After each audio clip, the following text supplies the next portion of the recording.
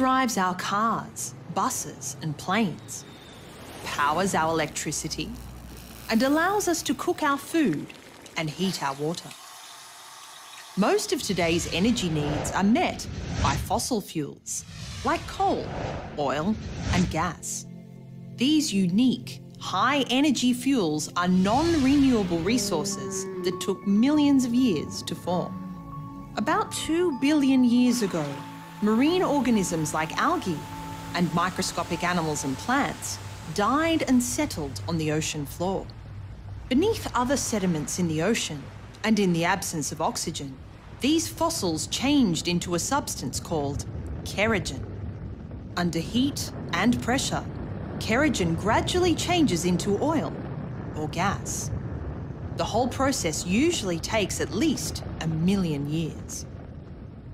At the molecular level, oil and gas are hydrocarbons made up of hydrogen and carbon atoms. The constant pressure and movement of the Earth's crust squeezes oil and gas through the pores or spaces within rocks. Some oil and gas reaches the Earth's surface and seeps out naturally into land or water. Often it is trapped beneath the surface by impermeable layers or rock structures, like faults and folds. Within the crust, oil or gas deposits build up and form reservoirs. Reservoirs are like vast sponges filled with oil and gas.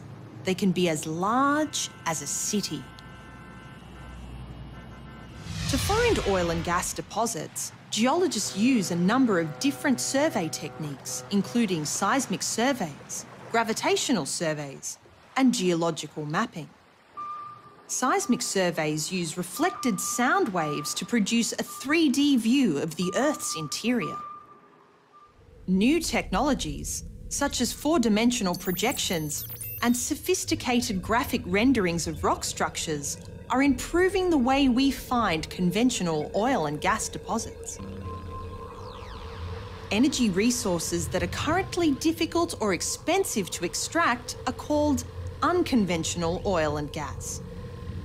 In a world with limited energy resources, people are looking at more efficient ways of tapping into unconventional oil and gas, or at alternative and renewable sources of energy from biofuels or the sun.